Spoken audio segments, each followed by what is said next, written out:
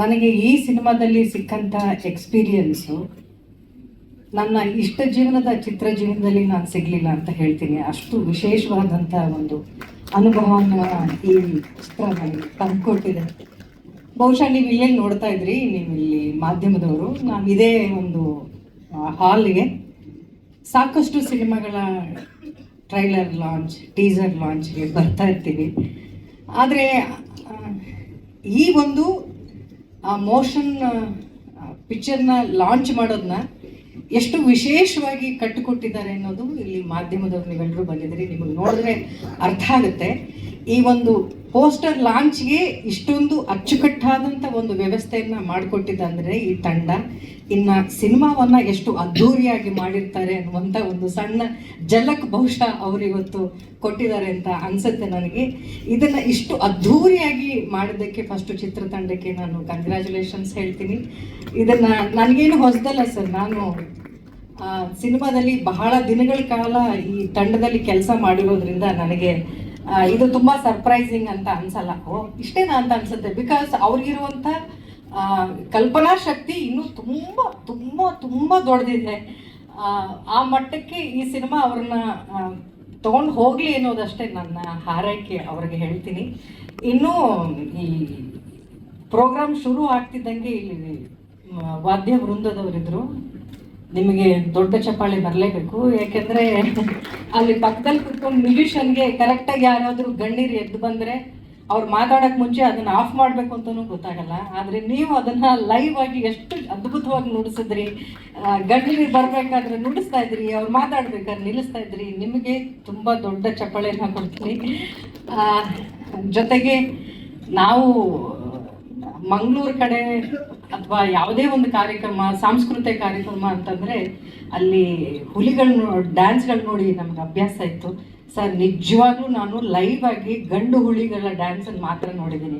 First time sir ನೀವು ಹೆಣ್ಣು ಹುಲಿಗಳನ್ನು ಕರ್ಕೊಂಡು ಬಂದಿದ್ದು ಸ್ಟೇಜ್ ಮೇಲೆ. ಆ ತಂಡ ಅಂತೂ ಎಕ್ಸ್ಟ್ರೀಮ್ಲಿ ಸೂಪರ್ಬ್ ಆಗಿ ಮಾಡಿದ್ರು. ನಿಜವಾಗ್ಲೂ ಹೆಣ್ಮಕ್ಳಿಗೆ ಎಷ್ಟು ಶಕ್ತಿ ಇದೆ ಅಂತ ಹುಲಿಗಳಾಗಿ ಕೂಡ ಡ್ಯಾನ್ಸ್ ಮಾಡಿ ತೋರಿಸ್ಬಿಟ್ರು. ಎಕ್ಸ್ಟ್ರಾಡಿನರಿ ಟ್ಯಾಲೆಂಟು, ಶಕ್ತಿ ಇತ್ತು ಆ ಹೆಣ್ಮಕ್ಳಿಗೆ. ಆ ಹೆಣ್ಮಕ್ಳಿಗೆ ನನ್ನ ಕಡೆಯಿಂದ ದೊಡ್ಡ ಚಪ್ಪಾಳೆ ಹೇಳ್ತೀನಿ. ಆ ಮಗು ಕೂಡ ಎಷ್ಟು ಮುದ್ದಾಗಿ, ಆ ಎನರ್ಜಿ, ವಾವ್, ಇಟ್ಸ್ ಸೂಪರ್ಬ್. ನೀವು ಹೇಗೆ ಇದನ್ನು ತುಂಬ ವಿಶೇಷಗಳನ್ನು ಈ ಕಾರ್ಯಕ್ರಮಗಳು ನೋಡ್ತಾ ಇದ್ದೀರೋ, ಸಿನಿಮಾನೂ ಕೂಡ ಅಷ್ಟೇ ವಿಶೇಷವಾದಂಥ ಹಲವಾರು ವಿಚಾರಗಳನ್ನು ಈ ಸಿನಿಮಾಗಳಲ್ಲಿ ತೊಗೊಂಡು ಬಂದಿದ್ದಾರೆ ಸುಧೀರ್ ಸರ್. ಇದೀವಿ ಅಂತ ಹೇಳ್ತೀನಿ. ಬಹುಶಃ ಎಲ್ರಿಗೂ 9 ರಿಂದ 6 ಗಂಟೆವರೆಗೂ ಕೆಲಸ ಮಾಡಿ ಎಲ್ಲರಿಗೂ ಗೊತ್ತು ಅಲ್ವಾ ಸರ್. ನಾವು ಈ ಸಿನಿಮಾದಲ್ಲಿ ನಿಮಗೆ ಕಲ್ಪನೆನೂ ಮಾಡ್ಲಿಕ್ಕೆ ಸಾಧ್ಯ ಇಲ್ಲ. ನಾವು ಸತತವಾಗಿ, ನಾನು ಅಂದ್ರೆ ನನ್ನ ಜೊತೆ ಚಿತ್ರತಂಡ ಇತ್ತು, ಸತತವಾಗಿ 28 ಅವರ್ಸ್ ಕಂಟಿನ್ಯೂಸ್ ಆಗಿ ಆಕ್ಟ್ ಮಾಡಿರುವಂತ ಇತಿಹಾಸ ಇದೆ ಈ ಸಿನಿಮಾಗೆ. ನನಗೆ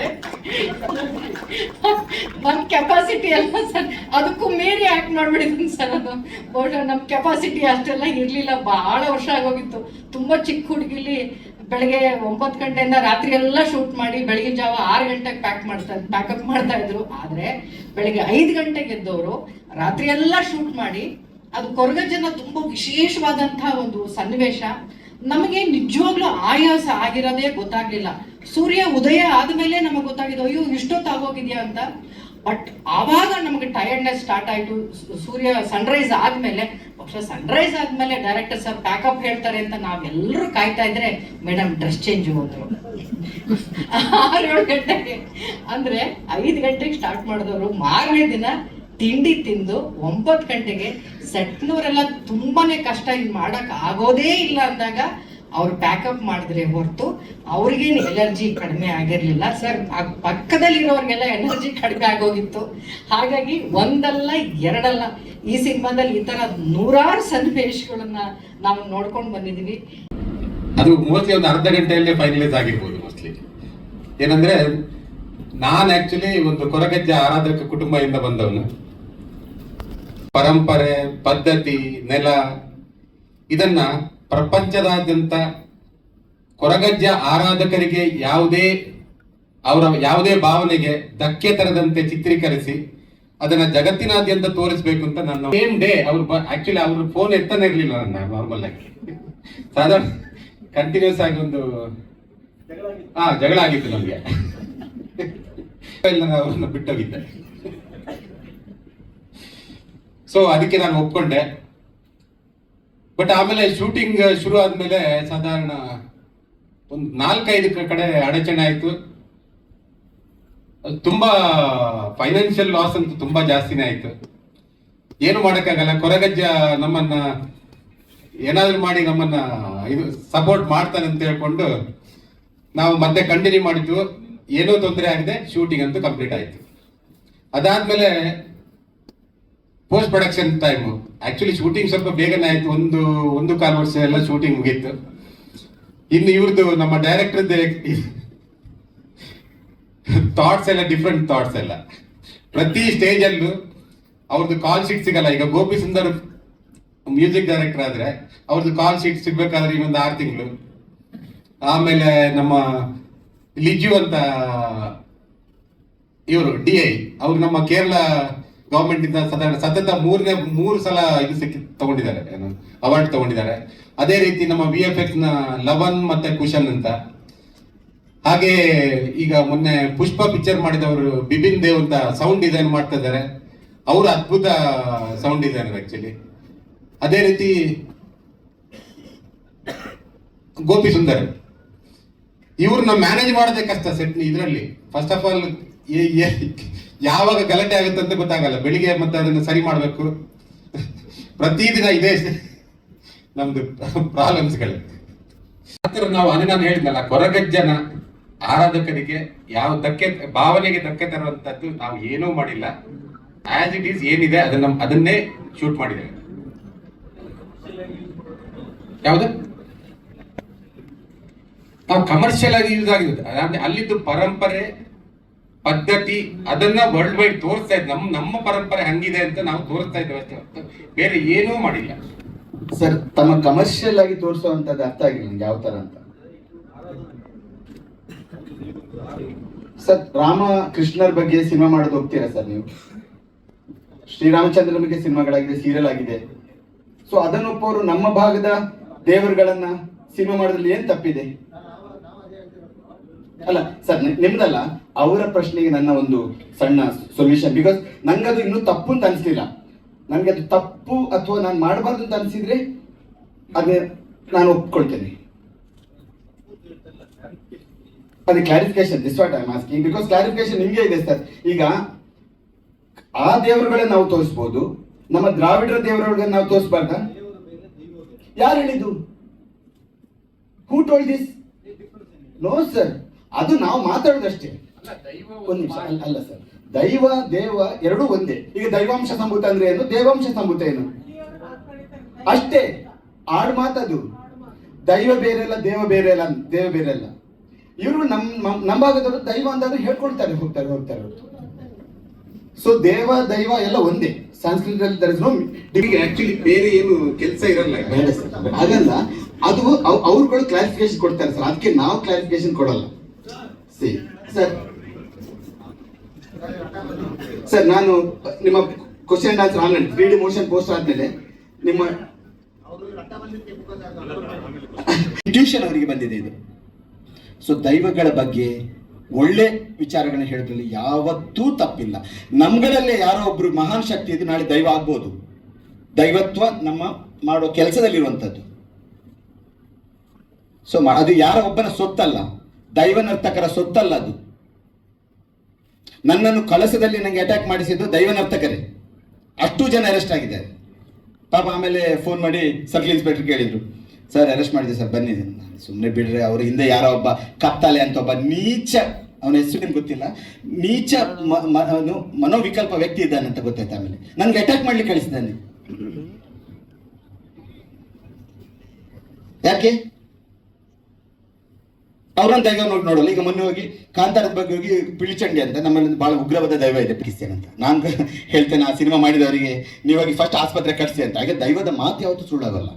ದೈವ ಹೇಳಿದ ಮಾತು ನಾನು ಇಷ್ಟರವರೆಗೆ ನನ್ನ ಅನುಭವದಲ್ಲಿದ್ದೇನೆ. ಆ ಜಾಗದಲ್ಲಿ ದೈವ ಹೇಳ್ತದೆ, ಆ ಜಾಗಕ್ಕೊಂದು ವ್ಯಾಲ್ಯೂ ಇರುತ್ತೆ. ನಾವು ಮಣ್ಣಿನ ಒಂದು ಬೆಲೆ ಇರುತ್ತೆ. ಅದರಿಂದ ಸಣ್ಣ ಸಲಹೆ, ಅವರು ಹೋಗಿ ಸೀದೊಂದು ಆಸ್ಪತ್ರೆ ಕಟ್ಟಿದ, ಆಸ್ಪತ್ರೆ ಹಾಕಿಗೆ ದುಡ್ಡು ಸಿರಿಲಿ ಕರೆಕ್ಟ್ ಆಗುತ್ತೆ. ದೈವದ ಮಾತು ನಡೆದಾಗುತ್ತೆ, ಈ ತಂಡಕ್ಕೆ ಒಳ್ಳೇದಾಗುತ್ತೆ. ಯಾಕಂದ್ರೆ ಈ ತಂಡ ಏನ್ ಮಾಡ್ತಾ ಇದೆ, ಒಳ್ಳೊಳ್ಳೆ ಸಿನಿಮಾಗಳನ್ನ ಮಾಡ್ತಾ ಇದೆ. ಅವರು ನಮ್ಗಂತರ ನನಗೂ ಅವ್ರ ಇನ್ಸ್ಪಿರೇಷನ್ ತರ ಅವರು. ಹಾಗೆ ಹೊರಗಜ್ಜನ್ ನಂಬಿರೋದು ಆಕ್ಚುಲಿ. ಓಕೆ, ಹೇಳಿದ ರೀತಿ ಮಾಡಿದ ತೃಪ್ತಿ ನಿಮಗಿದೆಯಾ? 100%. ಅದಕ್ಕೋಸ್ಕರನೇ ಯಾವುದೇ ಕಾರಣಕ್ಕೂ ಯಾವುದೇ ಏರಿಯಾದಲ್ಲೂ ನಾನು ಇದು ಮಾಡಿಲ್ಲ, ರಿಡ್ಯೂಸ್ ಮಾಡಿಲ್ಲ ಯಾವುದನ್ನು. ಸುದ್ದಿ ಸರ್, ತಂದೆ ತರ ಅಂತಿರ್ತಾರಲ್ಲ ಮಕ್ಕಳಿಗೆ, ಆ ಫೀಲ್ ಆಯ್ತು.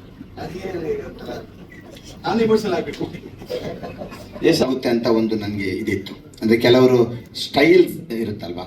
ಇನ್ಫ್ಯಾಕ್ಟ್ ಈಗ ನನ್ನ ಮರಳಿ ಮರೆಯಾಗಿ ಇವತ್ತು ನಿಮಗೆ ಸತ್ಯ ಹೇಳ್ತೀನಿ, ಮರಳಿ ಮರೆಯಾಗಿ ಹಾಡಿ ನಿಜವಾಗಿ ಅದು ಸಾಧನಾ ಸರ್ಗಮ್ ಅವರು ಹಾಡಿದ್ದು. ಮಣಿಕಾಂತ್ ಹದ್ರಿಗೆ ನಾನು ಹೇಳಿದ್ದೆ ಅವತ್ತು. ಟ್ರ್ಯಾಕ್ ಮಾಡಿದ್ದು ಅನುರಾಧ ಭಟ್ ಅವರು, ಇವಾಗ ತುಂಬ ಪಾಪ್ಯುಲರ್ ಆಗಿದ್ದಾರೆ. ಆ ತನಕ ಅವರು ಅಷ್ಟು ಪಾಪ್ಯುಲರ್ ಆಗಿರಲಿಲ್ಲ. ಮಣಿಗೆ ಹೇಳಿದೆ ನಾನು, ಮಣಿ ಇದನ್ನು ಉಳಿಸೋಣ, ಇವರು ಚೆನ್ನಾಗಿ ಟ್ರ್ಯಾಕ್ ಫೀಲ್ ಚೆನ್ನಾಗಿದೆ ಅಂತ. ಅವ್ರು ಉಳಿಸ್ಕೊಂಡ್ರು, ಸಾಂಗ್ ಹಿಟ್ ಆಯಿತು. ಜನರಿಗೆ ಕನ್ಫ್ಯೂಷನ್, ಸಾಧನಾ ಸರ್ಗಮ್ ಅನುರಾಧ ಭಟ್ ಸಾಗಿದ್ದು ಸಾಧನಾ ಸರ್ಗಮ್ ಅಂತ ಹೇಳಿ. ಬಟ್ ಏನು ಗೊತ್ತಾ, ಒಂದೊಂದು ಆ ಫೀಲ್ಗೆ ಹಾಡುವಂಥ ನಾವು ಗೋಪಿ ಫಸ್ಟ್ ಆಫ್ ಆಲ್ ಆ ಆರ್ಟಿಸ್ಟ್ಗಳನ್ನು ಪಿಕ್ ಮಾಡ್ತಾ ಹೋದರು. ಆವಾಗ ಗೋಪಿಯ suggested, it's not that my choice. ಇದಕ್ಕೆ ರಮೇಶ್ ಚಂದ್ರ, ನಾನು ಎಲ್ಲರ ವಾಯ್ಸ್ಗಳನ್ನು ಮುಕ್ತವಾಗಿ, ನಮ್ಮಲ್ಲಿ ಪ್ರತಿಮಾ ಮತ್ತಿನ್ನೊಬ್ಬರನ್ನ ಮಲಯಾಳಂಗೆ ಹಾಡಿಸಿದ್ರು ಹಾಗೆ.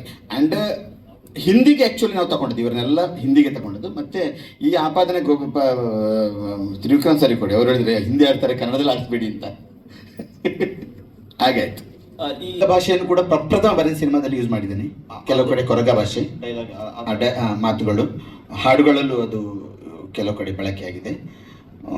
ಬಾಕಿದೆಲ್ಲ ನಾವು ಕನ್ನಡ, ಇಟ್ಸ್ ಎ ಕನ್ನಡದ ಒಂದು ಈ ಸಿನಿಮಾ ಅಂತ ಹೇಳ್ಬೋದು. ಇದು ಓನ್ಲಿ ಒಂದು ಭಾಗನ ಅಥವಾ 2 ಭಾಗನ 3 ಭಾಗನ, ಹೇಗೆ? ಪ್ರೀಕ್ವಲ್ ಸೀಕ್ವಲ್ ಕೇಳ್ತಾ ಇದ್ರೆ ದೇವರ ಬಗ್ಗೆ ಒಂದೇ ಸಿನಿಮಾ ಮಾಡ್ಬೇಕು ಸರ್. ನಾನು ನೆಕ್ಸ್ಟ್ ಸಿನಿಮಾ ಹೋದ್ರೆ ಅದು ದುಡ್ಡು ಮಾಡೋದಕ್ಕಂತ ಆಗುತ್ತೆ. ನಾಳೆ ತ್ರಿವಿಕ್ರಮ್ ಸರ್ ಮೇಲೆ ನಂಗೊತ್ತು ಈ ಸಿನಿಮಾದಲ್ಲಿ ದೊಡ್ಡ ಮಟ್ಟದ ಯಶಸ್ಸು ಕಾಣ್ತಾರೆ, ದೊಡ್ಡ ಮಟ್ಟದ ಇದಂತೆ. But I will never do the sequel or prequel. ನಿಮ್ ಪ್ರಕಾರ ಕಾಂತಾರ ಚಾಪ್ಟರ್ 1 ದುಡ್ಡಿಗಾಗಿ ಮಾಡಿದ್ದು ಅಂತ ಹೇಳ್ದಂಗ ಆಯ್ತು. ನಾನು ಹೇಳಿಲ್ಲ, ನೀವೇ ಹೇಳ್ತಾ ಇದ್ದೀನಿ ಸರ್. ಹೇಳಿದ್ದೆ ನಾನು. ಈಗ ನೀವು ಆ ರೀತಿ ಹೇಳಿದ್ರಿ, ದುಡ್ಡಿಗಾಗಿ ಒಂದೇ ಸಿನಿಮಾ ಮಾಡಬೇಕು, ದುಡ್ಡಿಗೆ ಮಾಡೋದಾದ್ರೆ 2 ಸಿನಿಮಾ ಮಾಡಬೇಕು ಅಂತ. ದೈವದ ಬಗ್ಗೆ, ಕೊರಗಜ್ಜನ ಬಗ್ಗೆ ನನ್ನ ನಿಲುವು ನೀವು ಬೇರೆ ಎಲ್ಲೋ ತಗೊಂಡೋಗ್ತೀರಿ ಸರ್. ಇಲ್ಲ ಸರ್, ನಂಗೆ ಎಲ್ಲರೂ ಬೈತಾ ಇದ್ದಾರೆ, ನಿಮ್ಗೆ ಗೊತ್ತಲ್ವಾ? ನಿಮ್ಮ ಮಾತುಗಳಲ್ಲೇ ಇದೆ, ಹಾಗೆ ಕೇಳಿದೆ ಅಷ್ಟೇ. ಈಗ ನೀವು ಹೇಳಿದ್ದು ಜಸ್ಟ್ ರೆಕಾರ್ಡ್. ನಾನು ನನ್ನ ಕೊರಗಜ್ಜೆ ಸಿನಿಮಾದ ಬಗ್ಗೆ ಹೇಳ್ತಾ ಇದ್ದೇನೆ, ಕೊರಗಜ್ಜೆ ಸಿನಿಮಾದ ಬಗ್ಗೆ ಹೇಳ್ತೇನೆ. ಈಗ ಇವ್ರಿಗೆ ಗೊತ್ತು, ಸಿನಿಮಾ ಆಗ್ತಾ ಇರ್ಬೇಕಾದ್ರೆ ನನಗೆ ಯಾರೆಲ್ಲ ಪ್ರೊಡ್ಯೂಸರ್ ಅಪ್ರೋಚ್ ಆಗಿರೋದ ತ್ರಿವಿಕ್ರಮ್ ಸರಿಗೆ ಗೊತ್ತು. ದೊಡ್ಡ ನಾನು ಹೇಳೋಲ್ಲ, ಅವ್ರಿಗೆ ಗೊತ್ತು ಅದು ನಿಜ ಸರ್. ಆದ್ರೆ ಕೂಡ ನಾನು ಆಚೆ ಹೋಗಿಲ್ಲ, ಬಿಕಾಸ್ ನನಗೆ ಕೊರಗಜ್ಜೆ ಸಿನಿಮಾ ಮುಗಿಸೋದು ಮುಖ್ಯವಾಗಿತ್ತು. ಎಂಥದೇ ಸವಾಲುಗಳು ಬಂದರು ಅದನ್ನು. ಮತ್ತೆ ಈಗ ವಿಜಯಲಕ್ಷ್ಮಿ ಸಿಂಗ್ ಮೇಡಮ್ ಅವರು ಹೇಳಿದಾಗೆ ಇವ್ರಿಗೆ ಏನು ಹೇಳಿದ್ರು ಅದ ನನಗೆ, ಅವ್ರು ನಿಮ್ಮನ್ನು ಯಾರು ಸಿಗಲ್ಲ ಆ ವ್ಯಕ್ತಿಗಳು ನಮ್ಗೆ ಹೇಳಿದ್ರು, ಇವ್ರು ಬಂದಿದ್ರು ಸಿನಿಮಾ ಮಾಡ್ತೇನಂತ. ಅವರಿಗೆ ಎಷ್ಟೆಷ್ಟೋ ಕಷ್ಟಗಳು ಬಂತು.